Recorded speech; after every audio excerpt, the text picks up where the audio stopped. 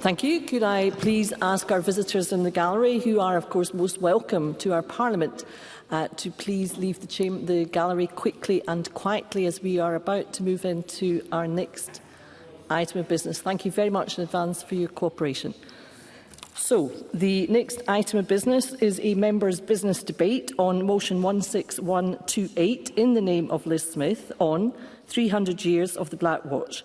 This debate will be concluded without any questions being put, and I call on Liz Smith to open the debate. Around 7 minutes, please. Thank you. And first of all, may I thank all colleagues who signed the motion. Can I thank the First Minister for his presence? I know he has deep connections with the Black Watch. And also, can I extend a very warm welcome to members of the Black Watch Association with their famous red hackles to the public gallery today.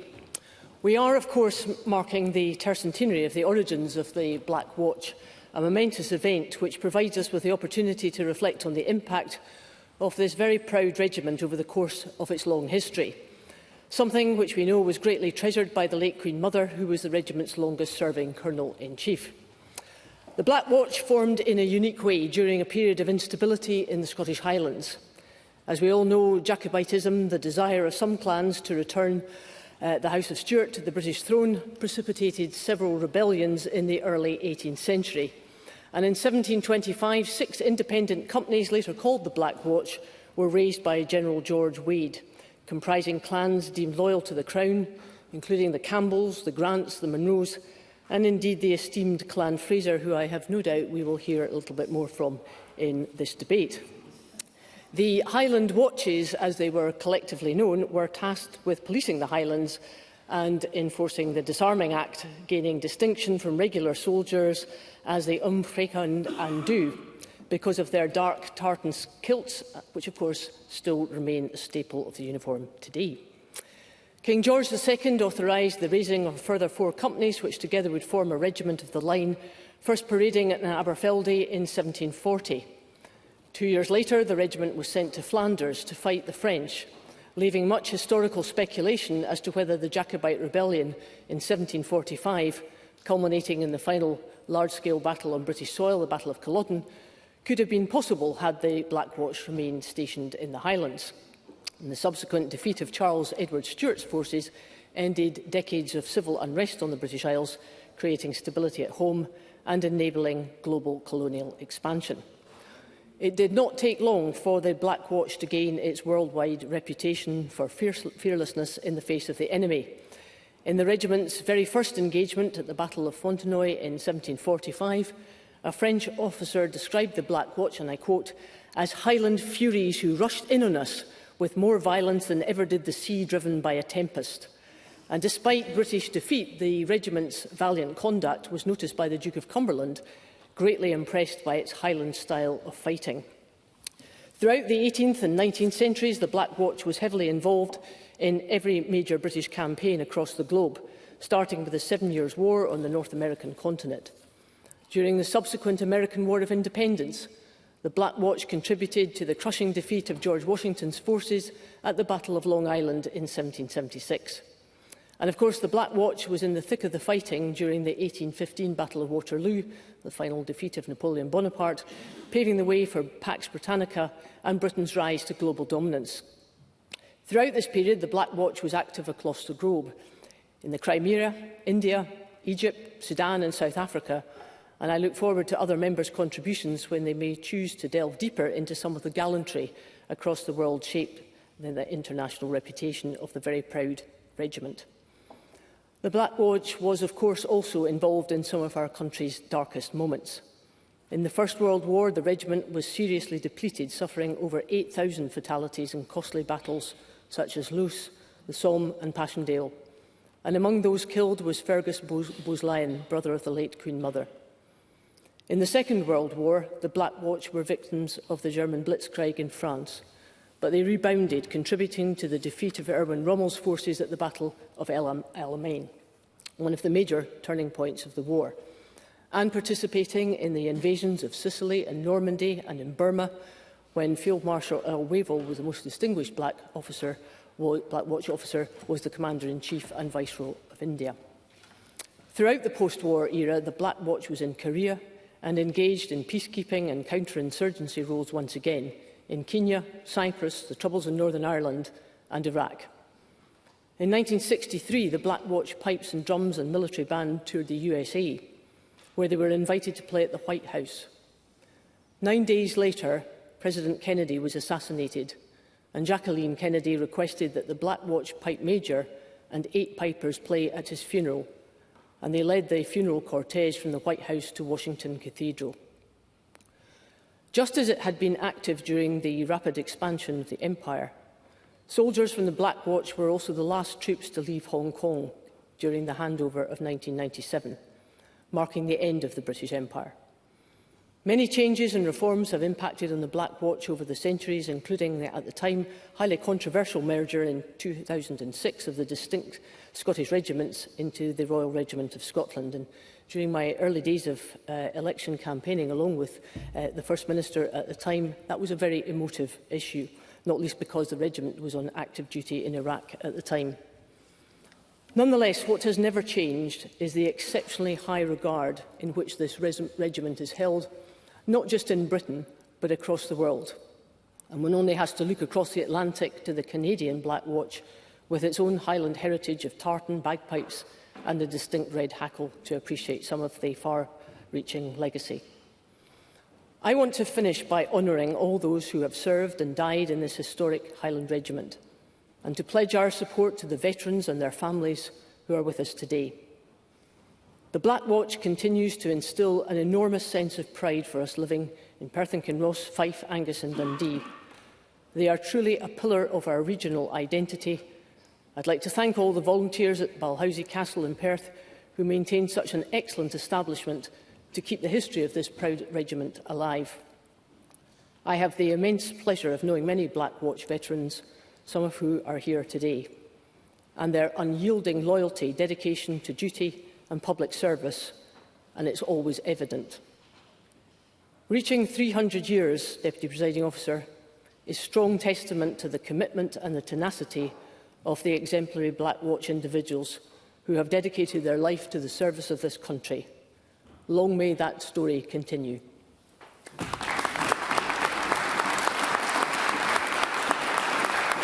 Thank you.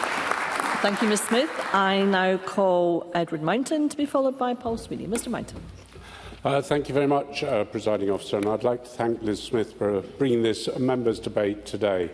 Now, Presiding Officer, I'm slightly nervous to be standing here today because my ex-brigade commander, Brigadier Gary Barnett, is sitting up there, and I'd just like to say to him, I've spent a lot of time in this Parliament trying to convince everyone that I was a good soldier, and your memories of all the good things that happened in your brigade, Brigadier, of course, were down to me, and I don't know who was responsible for the bad things. But it's delighting to see you all here today and to look back on the Black Watch. Now, if I just say, it's probably quite odd for a household cavalryman to be standing here paying tribute to the Black Watch. And it's probably quite odd for somebody who represents the Highlands to be standing here paying tribute to the Black Watch. We are now joined as one, but maybe as before there was a certain amount of rivalry. But there is no doubt, as an ex-soldier, I have a huge amount of respect for all the work that the Black Watch has done during our long history and our recent history. Especially in Korea, as has already been mentioned, in Kenya, Northern Ireland, Afghanistan and Iraq. There are the huge areas of our history which have relied on the Black Watch. Now, I'd just like to talk about one particular member of the Black Watch who I found quite interesting. And I'm sure I'm going to get this story wrong, but I did as what research I could. But it was about a William Speakman Pitt, who I believe served in Korea in 1951. Now, he was one of your VC winners, and I think a worthy VC winner, because let's look at his history. On the 4th of November in 1951, when things were particularly difficult, he filled his pockets with grenades and charged forward to the Chinese, hurling his grenades till he ran out. He then ran back to his lines, collected more grenades, and some of his colleagues, and charged back into the Chinese lines, throwing more hand grenades to break up their charge. Sadly, that didn't work, so they had to resort to throwing anything they had, which appeared to be mess tins, cans, and a large amount of beer bottles. And now these beer bottles, I'm reliably informed from the record, came about purely to be in the lines of the Black Watch, to be filled with water so that they could cool the machine guns. How they were emptied were not actually cleared in the dispatches, but he was obviously a worthy VC winner. And there are other acts of bravery that I've seen in the Black Watch history. But I think that's one, and I think the representation I like is, I've heard it's Beer Bottle Bill, the VC winner. I don't know if that's right, but I'm sure you'll correct me afterwards, but he is a worthy winner. And I would just like to say that people like him typify the valiant soldiers that have served in the Black Watch. And I always, when I was a soldier in the British Army, which I was for 12 years, would have liked to have had the Black Watch at my side, but not always to have a brigade commander from the Black Watch in charge of me. Thank you, Presiding Officer. Thank you, Mr Mountain. I now call Paul Sweeney to be followed by Alexander Stewart. Mr Sweeney. Thank you, Deputy Presiding Officer. And it is a privilege to participate in this debate, and I congratulate my colleague Ms Smith for securing the motion for members' business, and she did a fine job of adumbrating the illustrious and gallant history of one of Scotland's famous line infantry regiments. As a Glaswegian, it pains me to say it, of course, as someone with close association with the Royal Highland Fusiliers of Glasgow, but it's welcome that even under the new regime of the Royal Regiment of Scotland, the Black Watch, 3 Scots, and the Royal Highland Fusiliers, 2 Scots, are the only 2 remaining line infantry regiments or battalions within the Royal Regiment of Scotland to retain their pipes and drums, which is perhaps a sad indication of the decline of the line infantry in Scotland in recent years, but nonetheless it's still a tangible thread for the illustrious history of the regiment. The Royal Edinburgh Military Tattoo, for example, is more often than not the Black Watch and the Royal Highland Fusiliers that keep the residual traditions of those cap badges alive. And indeed, Ms Smith did outline the great gambit of history over a tercentenary period, and of course it has not been without challenges in recent years. Of course, we have had a number of tragic losses in recent operations. Many young people lost their lives in operations in Iraq and Afghanistan. And of course, I think back just over 20 years ago to the very fraught period during the deployment in central Iraq to Camp Dogwood, the so-called Triangle of Death, where sadly 3 members of the regiment lost their lives. Sergeant Stuart Gray, 31 years old, Private Paul Lowe, 19 years old, and Private Scott McArdle, 22 years old. It just strikes you the youth of many of these young soldiers who go out and put themselves in harm's way for the interests of our country. And indeed many more besides. And indeed one of my own friends, Private Robert Hetherington, who was in the reserves with 7 Scots, the 7th Battalion, sadly lost his life in Afghanistan on the 30th of April 2013. Seems strange that it's so long ago now, but it was a very real and visceral memory to lose such a close friend. It is a real loss, and it's felt keenly by all members of a regimental family, and that is why it's such a close-knit organisation, and I commend the members of the Regimental Association for carrying on the fine traditions of the regiment, and particularly through the Regimental Museum, which is a fine establishment in Perth. I also note Ms Smith mentioned the regiment's role in the handover of Hong Kong in 1997, and it was a funny thing that I actually realised that my officer commanding my company, Major McCord, actually carried the Queen's colour out of Hong Kong on that parade. He only found out very late in the day that that was what he had done in his early career as a young officer in the Black Watch. And he was a fine officer and a brilliant mentor to me as a young soldier, as a reservist in the Royal Regiment of Scotland and 6 Scots. But I think the traditions and the spirit of the Black Watch carries on through the Royal Regiment of Scotland today, which is aiming to celebrate its 20th anniversary next year, formation, in fact 20 years to the month next year. So as we look towards the traditions and the ethos of the Black Watch, the great history of that regiment, 14 Victoria Crosses and many other awards for gallantry over the 3 centuries of its establishment. Its involvement in every major conflict this country has been engaged in. The gallantry of the young men from Forfar, Angus, Dundee, Perthshire, and their contribution to this country's martial traditions. It's important and it's a worthy thing to commemorate it today. I think the late President John F. Kennedy, on meeting the regiment in the lawn of the White House, asked the name of the motto of the regiment, and the commanding officer said, "Nemo me impune licessit," no one strikes me with impunity. And the President rather jokingly remarked that it's probably a good motto for the rest of us. And indeed in politics it's probably a good motto as much as anything in the combat and the back and forth of politics. So a fine regiment with a great tradition, which is carried on today as part of the Royal Regiment of Scotland.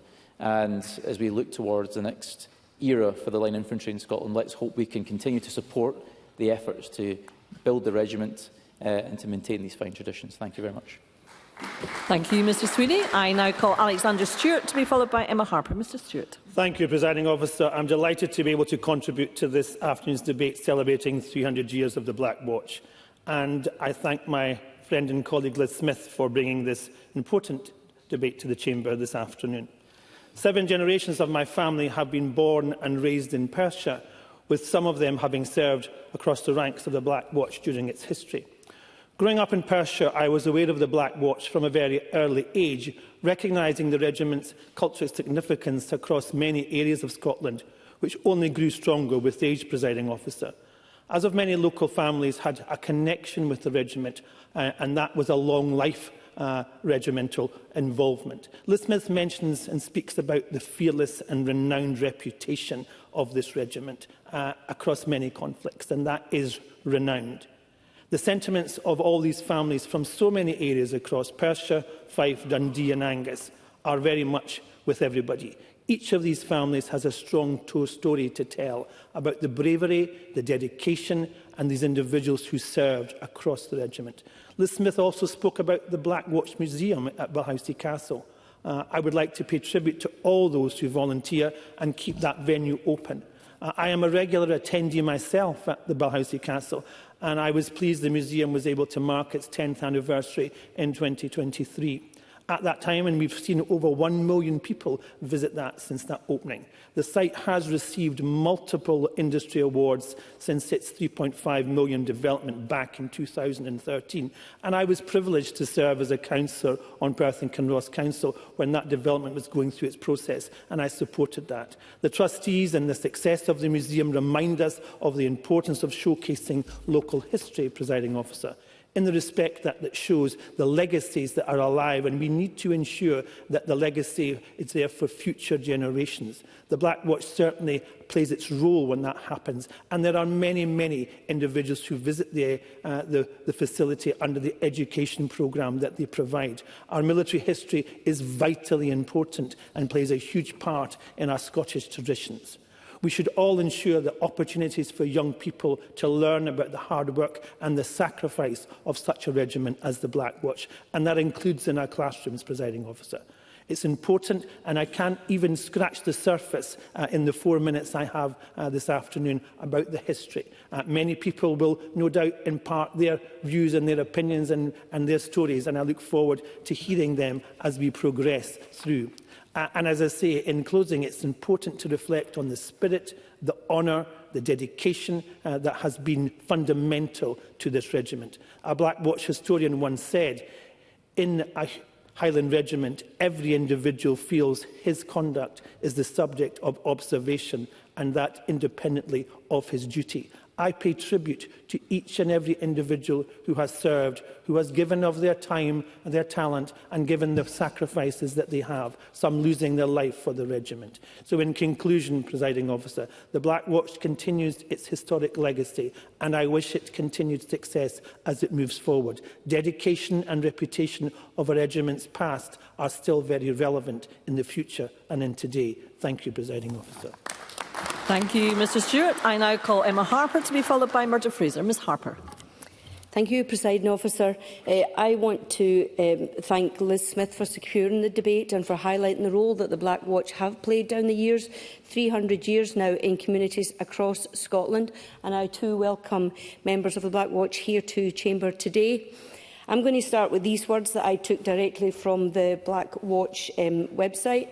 It says, in a Highland regiment, every individual feels that his conduct is the subject of observation and that independently of his duty as one member of a systematic whole, he has a separate and individual reputation to sustain, which will be reflected on his family and district or glen.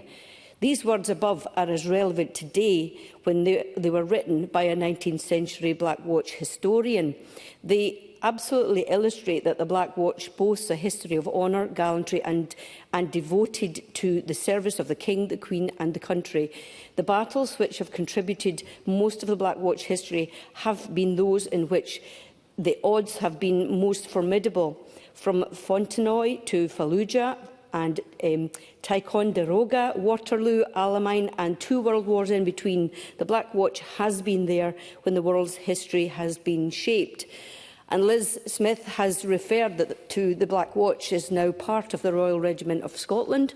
That was formed of not only the Black Watch but also the Royal Scots, the Royal Highland Fusiliers, the Highlanders, the Argyll and Sutherland Highlanders and the King's Own Scottish Borderers. And as an MSP, I'm no frae Perthshire, I am from the South Scotland region. It would only be appropriate for me to talk a wee bit about what was until recently the Royal Scots Borderers, but for decades the King's Own Scottish Borderers and the King's Own Borderers, with a lineage dating back to the 17th century. Members of the KOSB were sent to Mons, Ypres, the Somme and Arras, among others, during the First World War, as well as at Gallipoli, where the casualty rates were recorded as 100%. That's a staggering figure. That war saw 4 members of KOSB awarded the Victoria Cross, and in 3 cases posthumously. The surviving recipient was Piper Laidlaw, who struck out from the trenches playing his pipes, and this links to the piping history that Liz Smith also highlighted with her speech.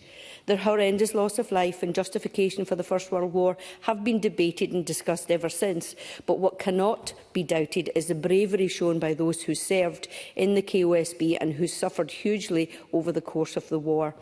Less than 3 decades later, the KOSB were part of the effort against the evil of Hitlerism and Axis aggression. Servicemen were at Dunkirk as the British Expeditionary Force was evacuated and were part of the Normandy landings 4 years later as the Allies returned to the European continent to defeat the Axis powers and restore democracy to his peoples. In December 2021, the Royal Scots Borderers were again reorganised and this time incorporated into the Ranger Regiment headquarters in Belfast. However, the history of the KOSB is not forgotten and the history lives on at the Berwick-upon-Tweed Barracks and the museum there, which is being redeveloped and refurbished within the museum, due to reopen next year for the future generations to learn about the history of the KOSB. It also lives on in the work in the community undertaken by projects like the Veterans Garden in Dumfries on the Crichton campus, led by my constituent Mark Harper. He is no relation, Presiding Officer, and his massively hard-working team. Over recent years, they have not only grown the support and services that operate from the garden to help armed forces veterans and their families, but worked with the wider community to put on activities for everyone in Dumfries and surroundings. That work has been recognised multiple times with award after award for the garden and the team behind it. So while the Black Watch is 300 years old and the King's Own Scottish Borderers may have a long and distinguished past, the service that has characterised it and both regiments over the decades are very much with us today, right across Perthshire and the south of Scotland. And I pay tribute to each and every veteran who has served in it over the years. Thank you. Thank you, Ms Harper. I now call Murdo Fraser to be followed by Ros McCall. Mr Fraser.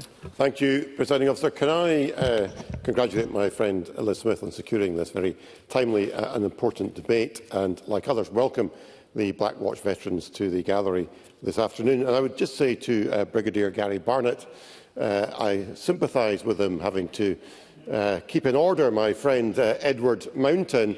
But his experience has nothing on what the Conservative whips in this Parliament have had to put up with over the last number of years. Now, as Liz Smith said, the origins of the Black Watch date back to a turbulent time in our country's past. In the wake of the Jacobite Rising of 1715, 6 companies of loyal Highlanders were assembled in 1725 to patrol the Highlands of Scotland, disarm the clans and restore order. And these men weren't outsiders, but Highlanders policing Highlanders, tasked with preserving peace in their own lands. And as Liz Smith mentioned, this included the Fraser clan, not always a clan loyal to the Crown, but they were on this particular occasion. To set themselves apart from the existing regiments of the British Army and to drum home their independent identity, these Highland soldiers ditched the traditional red coat and donned the now famous dark green, blue and black tartan. And these companies became known both fearfully and respectively as Amphreacaden Du, in Gaelic, or as we know them, the Black Watch, a name that could be derived either from the 12-yard dark green military tartan or possibly the sombre nature of their duties. In 1739, King George I ordered the formation of 4 additional companies, bringing the total to 10, to be all recognised as a regiment of the line of the British Army. And crucially, the King stipulated that these soldiers were to be natives of that country and none other to be taken, a declaration that solidified the regiment's unique Scottish identity. The first official muster of this new regiment took place the following year in 1740 on the banks of the River Tay in Aberfeldy. And since then, as we've already heard from others, the Black Watch has made a reputation for bravery, discipline and direction on the battlefield, playing a part in every major conflict involving Britain, from Fontenoy, Culloden, to the National Napoleonic Wars, to the American War of Independence, with the famously defeated forces under George Washington, as well as both World Wars, and more recently Afghanistan and Iraq, where the regiment served with honour. And it's a testament to the courage and sacrifice shown by soldiers of the Black Watch that they have been awarded no fewer than 14 Victoria Crosses, Britain's highest military decoration for valour. But notwithstanding this indisputable loyalty, men of the Black Watch consider themselves, and always have done, as men, as one of their commanders described, who felt a responsibility towards their country for which they cherished a devoted affection, notably Scotland. Now, the connection that Alexander Stewart referred to between the Black Watch and Perthshire is not just symbolic, but is tangible and ongoing. In 1947, the regiment was granted the freedom of the city of Perth. For decades, the Queen Barracks in Perth served as a depot for the regiment, housing soldiers, training and acting as the main point for regimental life. Following an army reorganisation in the early 1960s, the barracks were closed, but the Black Watch found a new and permanent home at Balhousie Castle nearby. And that historic castle has become a symbol for the regiment's legacy, with a public campaign in 2008 raising a remarkable £3.5 million to transform the site into the 5-star award-winning visitor attraction with a new museum and archive as it is today. And that has been a brilliant success, welcoming nearly 1 million visitors from around the world over the last 10 years. And last June, the streets of Perth came alive once more as veterans marched in the Freedom of Perth Parade, commemorating the 20th anniversary of the regiment's final deployment to Iraq. Now, we have in Aberfeldy a striking monument unveiled in 1887, standing as a tribute to the first mustering of the regiment there in 1740, and there are plans for a new memorial in Dundee in the future. And finally, Presiding Officer, the Black Watch continues to this day as 3 Scots, the 3rd Battalion of the Royal Regiment of Scotland, currently based at Fort George near Inverness, but there are very welcome plans afoot to relocate the battalion to Lookers in Fife, closer to the traditional recruiting grounds across Perthshire, Angus, Dundee and Fife, which would reconnect the regiment physically with the communities from which it draws its support. That would be a very welcome move for the future of the Black Watch, and I think we all join in this debate in wishing members of that battalion the greatest success in the future. Thank you. Thank you, Mr Fraser. I now call Ros McCall to be followed by Stephen Kerr. Ms McCall. Thank you, Deputy Presiding Officer. Firstly, I'd like to congratulate my friend and colleague Liz Smith on securing this debate, and it gives me great pleasure to be speaking in it. I would also like to welcome members of the Black Watch to the gallery, along with many others today. 300 years is a fantastic milestone, and it's only right and proper that we're highlighting the achievements of this fantastic regiment here in the Scottish Parliament. The Black Watch, founded out of the Jacobite Rebellion with its ancestral home of Balhousie Castle in Perth, now the home of the Black Watch Museum, as we've heard by my friend Murdo Fraser, has been a stalwart of Perthshire, Fife, Angus and Dundee for centuries. And I wasn't very unique, Presiding Officer, when I took a line from the Presiding Officer, from the website, which embodies their ethos, because Alexander Stewart and Emma Harper used the same line, but I'll say it anyway. In a Highland regiment, every individual feels that his conduct is the subject of observation and that, independently of his duty as one member of a systemic whole, he has a separate and individual reputation to sustain, which will reflect on his family, his district or glen. It goes on to say the words above are as relevant today as when they were written by a 19th century Black Watch historian. The lucidity illustrates that the Black Watch boasts a history of honour, gallantry and devoted service to King, Queen and country. And it's that devotion to country and community that I want to highlight today. Now, it wouldn't be a contribution from me if I didn't focus my remarks from the perspective of the younger generation and the links of that to the Black Watch that they have with young people. Whilst others have mentioned the many laudable accomplishments and historical background, I would like to bring right up to date and applaud the work that is done to empower the young people of Scotland. The Black Watch has a long and proud association with the young people in its area by utilising the Army Cadet Force. They have two affiliations. One is with the Angus and Dundee Battalion, which covers the county of Angus and the city of Dundee, and one is the Black Watch Battalion, which covers Perth and Kinross and Fife. Boys and girls from 12 years old can join as cadets. And not to encroach too much on the second of Ms Smith's debates today, the range of outdoor pursuits and long life skills that our young people can gain from joining the cadets is exceptional. Each battalion provides instruction on many subjects, including first aid, map and compass work, orienteering, fieldcraft, adventurous training and leadership. These skills are invaluable in boosting a child's confidence and self-belief. Not only do cadets take part on on-site experiences, but they can also take part in the Duke of Edinburgh Awards scheme. They have opportunities to travel abroad, play sport, and take part in a range of other activities that support their mental well-being and physical agility. And if music is your thing, young people can join one of the regiment's two pipe bands, one for each battalion, or the regimental wind and brass band. The opportunities that the Black Watch afford to the young people are a testament of how the regiment views its communities, its neighbours. And if any adults fancies joining as an instructor, well, you can give a little back and join the children too. I will. Paul Sweeney. I thank the member for giving way. She's making an excellent speech in relation to the value of our Army Cadet Forces, particularly those affiliated with the Black Watch. She also recognised the important contribution that the Army Reserves make in the area, particularly because they maintain the traditional regimental footprint. That's the 51st Highland 7th Battalion of the Royal Regiment of Scotland, and they continue to succeed in the custodianship of Perth, for example, in the Queen's Barracks in Perth. Rose McCall. Yes, and I thank Paul Sweeney for that intervention. And if I had longer to speak today, that would have been the second point that I would have been raising. But on conclusion, Deputy Presiding Officer, we like to look back at the history that this esteemed regiment and recount the past achievements. But I want to applaud the work they do for the youth of Scotland and their look to the future. Thank you. Thank you, Ms McCall. And I call Stephen Kerr. Mr Kerr.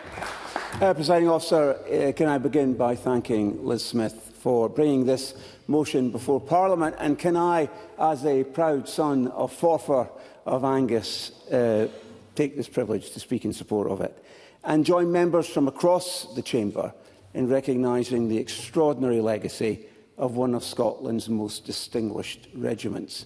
And like others, I'd like to acknowledge the presence of veterans and supporters of the Black Watch who have joined us in the gallery today. Your service, your commitment, your continuing efforts to uphold the traditions and memory of the regiment are deeply valued, not only by this Parliament, but by the people of Scotland. Thank you. And today we mark the significant anniversary of the Black Watch, as mentioned in Liz Smith's motion. Since its formation in 1725, the regiment has been synonymous with fierce courage, discipline, and a sense of duty to Crown and country. It stands proudly among the pantheon of great British regiments, great Scottish regiments, including from my new part of the world for 40 years, Stirlingshire, the Argyll and Southern Highlanders. These regiments share a proud common history of service in the darkest hours of war and peacekeeping, in lands far and near, from Waterloo, as has been mentioned, to the Western Front, and from the hills of Korea to the streets of Basra. But these regiments were not and are not just military units. They were and are families. And when over 20 years ago the then Labour government announced its plans to amalgamate Scotland's historic regiments of the line, it struck at something far deeper than structure. It struck at heritage. And so was born the Save Our Regiments campaign, which has been referenced by a couple of speakers before me. And though the campaign did not succeed in stopping the changes, it gave me, if I may be personal for a moment, one of the great, maybe the greatest political honour of my political life. In one of her final public interventions, Margaret Thatcher came to Stirling, supported me as the Conservative candidate to back the campaign. But her support spoke volumes about what she realised, and so many of the rest of us realised, was at stake.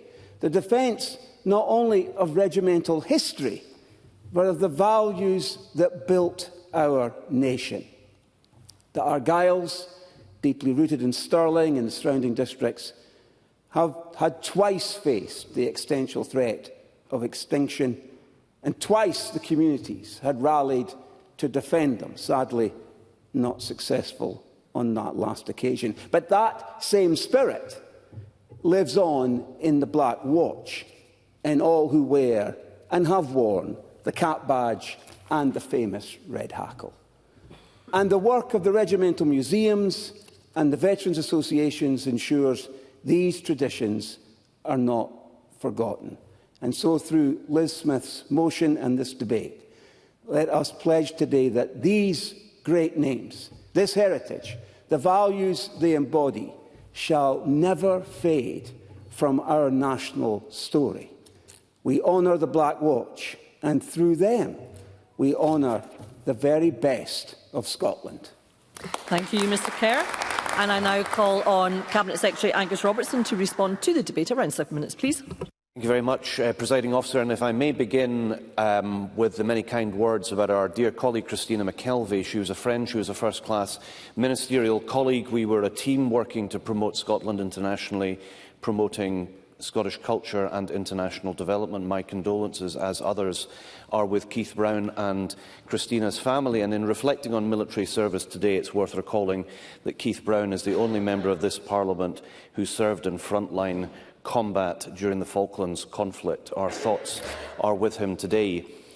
Presiding Officer, I'm delighted to be closing today's debate on behalf of the Scottish Government, and I begin by thanking Liz Smith for bringing this motion and for members' contributions today, although with some personal trepidation. For those of you who know your Jacobite and Perthshire history will know where Clan Robertson came from, in Highland Perthshire, and you might also be able to guess on which side they fought in the 45, so I won't be dwelling on any family connections.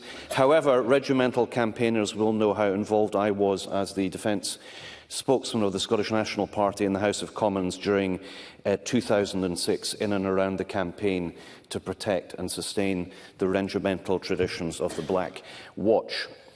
The Scottish Government, primarily through its excellent Veterans Minister Graham Day, has continued to be clear in our support for our entire armed forces community. This includes, of course, serving personnel, regular and reserve, veterans and their families, and the wider sector, including our outstanding third sector partners.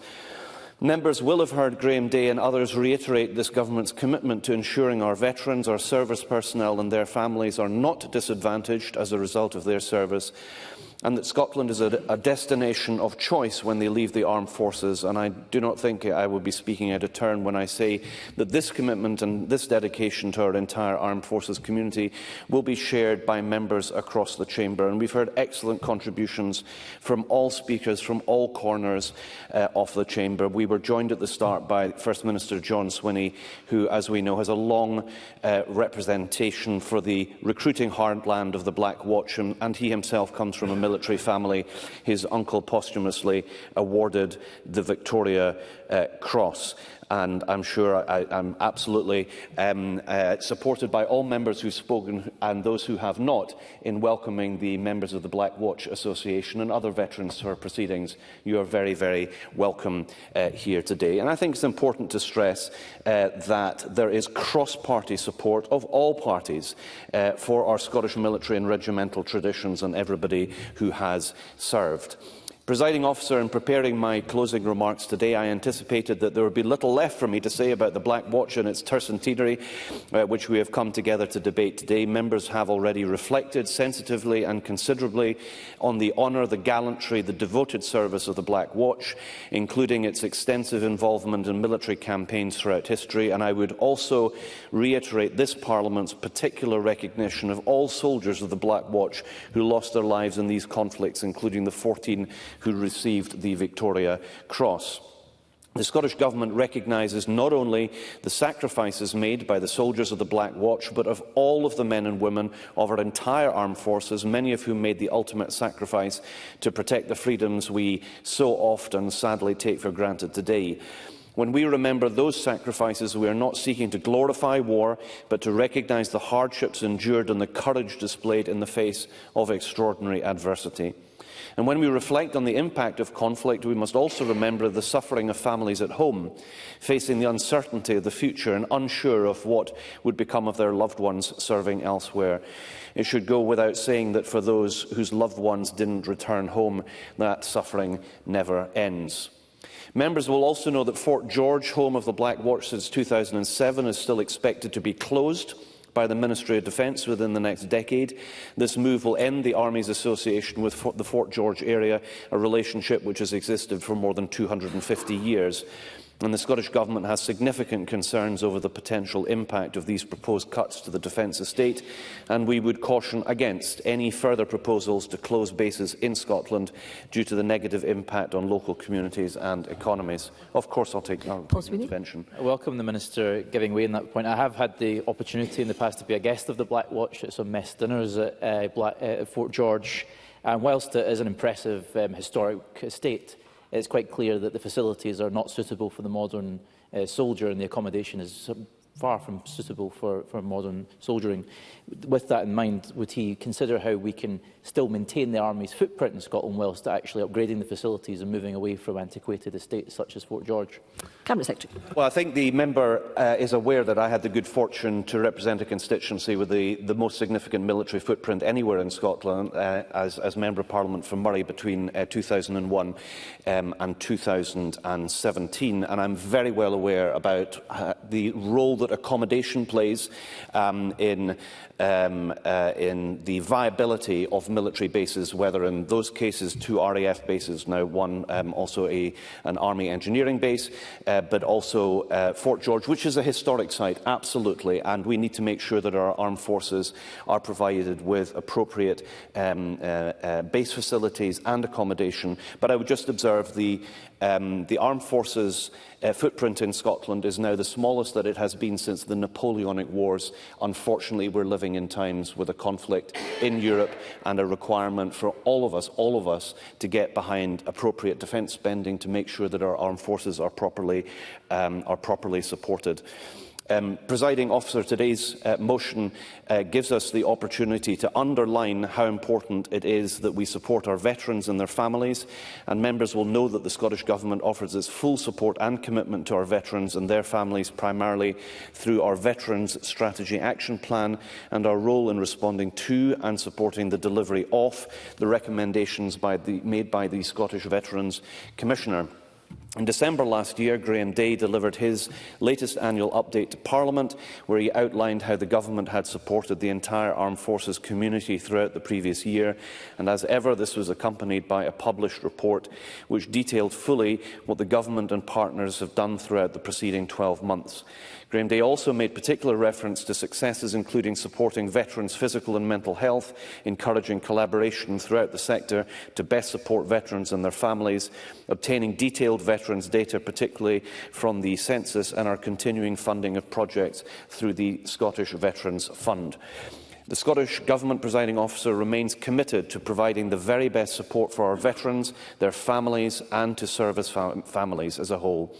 I'd like to give my personal thanks to all the individuals and organisations who continue to support this community and work hard every day to support our veterans and armed forces community. I'd like to again thank Liz Smith for bringing forward this motion today and for members' contributions throughout the debate and their reflections on the decorated history of the Black Watch throughout the past 3 centuries. Thank you very much. Thank you, Cabinet Secretary. That concludes the debate, and I suspend this meeting until 2:30 p.m. Thank you.